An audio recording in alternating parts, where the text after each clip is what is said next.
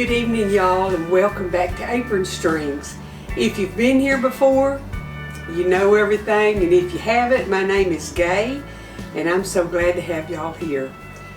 I cook, and garden, and talk a bunch, and play the piano some, and show you what I've done around the place, and decorating, and it's just a hodgepodge of fun. So I'm glad y'all are here today, and I am hungry.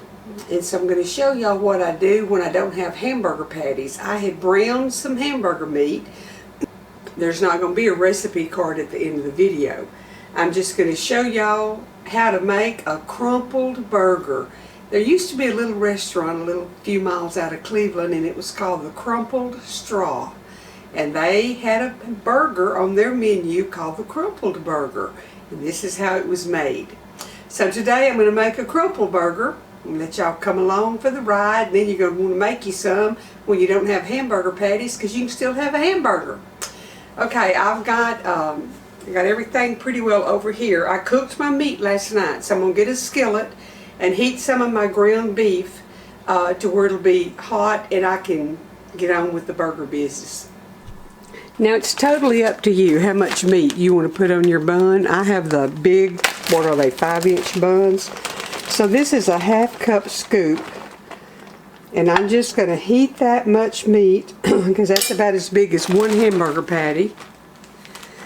I want to turn my fire on and heat it until it gets hot, and then I'm going to take a little bit of olive oil over to the side, just a little bit, and I'm going to put some onions in the olive oil because I kind of like my onions caramelized a little bit. So I'm going to let my onions cook just a snitch while everything else is heating up, and then I'll be back. Although I still use my American cheese, I put a little bit of grated cheese in the meat to make it stick together like a patty. Helps it to hold together a little bit better.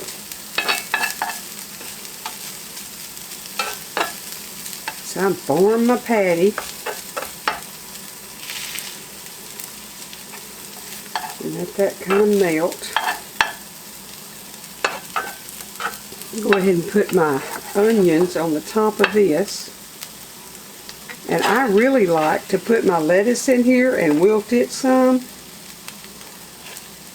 There used to be a restaurant in Cleveland, and it's still there, but it's under a different owner.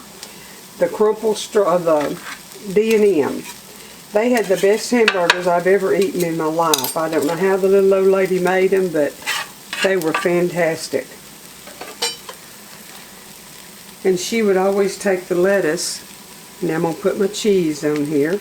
She would take the lettuce and put it in the skillet, or on the griddle thing they had at the restaurant, on toast my buns a little bit, and she would wilt that lettuce. So I've had a habit of wilting my lettuce.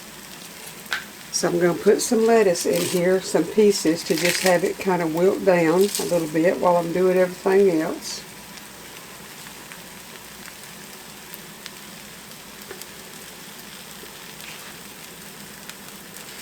Get my bun toasted or warmed, and I'll put my meat on it. And then I put it under the broiler and melt this cheese. Then I put the rest of the stuff on it.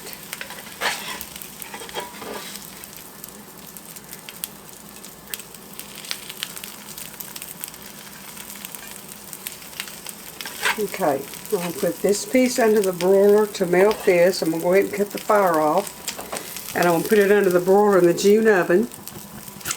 And here's what it looks like. And I'll bring y'all back in just a jiffy. Okay, my lettuce is melting down. I'm going to add a few of my pickles that I've chopped in there because I didn't have any hamburger deals. Where there's a will, there's a way. I made 3 of these the other night for the boys and Charlize when they got through working, and they just enjoyed the far out of it. I'm going to go ahead and lay me some tomatoes on this. I'll tell you what makes your hamburger better if you have everything that you put on it warm. It makes a big difference in how it tastes. A little bit of garlic powder.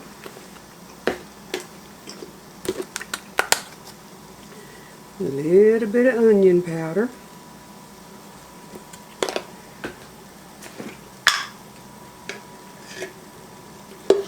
I'm put some mayo on this bun.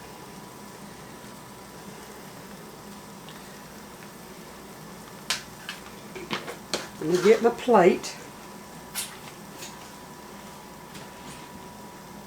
Get my bottom one out of the bowl over here.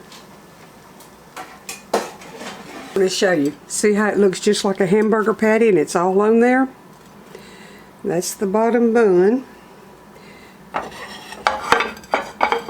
I'm going to put this on there, on top of that cheese.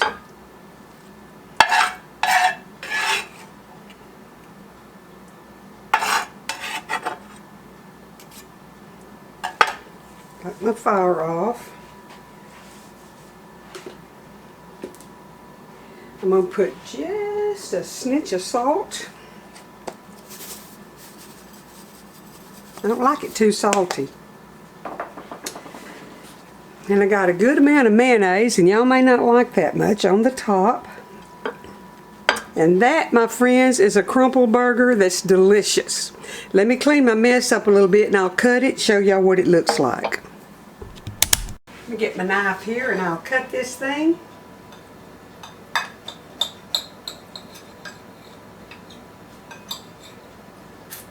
I'm going to eat a bite of it. Let me show y'all what it looks like. Just looks like a hamburger. Tastes like a hamburger.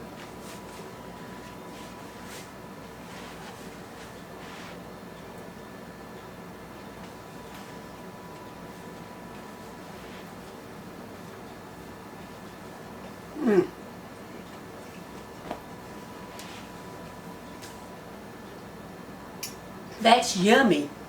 And I'm going to get over there and sit down and eat it while it's hot. Drink me some sweet tea with it. And I'll come back and talk to y'all again in a little bit.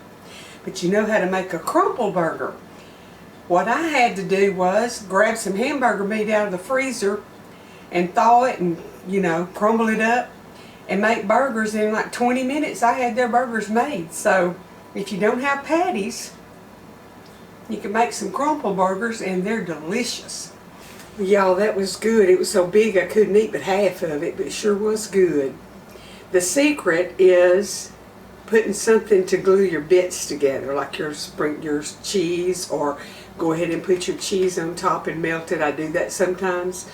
But it didn't fall apart. It was just like a regular hamburger patty. So just an idea, if you get in a pinch and need something to make right quick, you got some buns on hand, make you some crumpled burgers.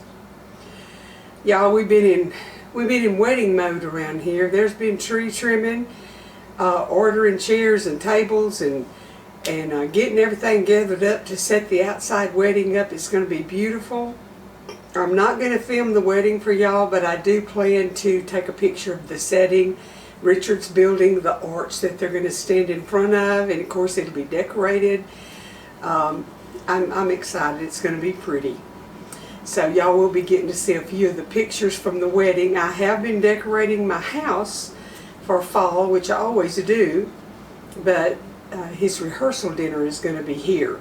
So you can see I've got some fall up here and got my pumpkin out, and I will give y'all a little mini tour before the wedding and show you the fall decor and what we've done and what I've done to get ready. So this is my third grandchild. Trey was first, then Lauren, then Richard, then Colt, and then Jordan. So I've got 5 of them. So anyhow, this is the middle kid all the way around. I hope y'all have had a good couple of weeks while I've been missing. I know some of you have been weathering hurricanes. I'm so sorry. I know all about that. We still have trees down from Burl coming through here. I can't do it, and the boys just have to do it in between all of their other obligations, or I'd have to pay somebody. So we're just doing it a little at a time. But trust me, Richard will have everything cleaned out that you can see before the wedding. He wants it pretty.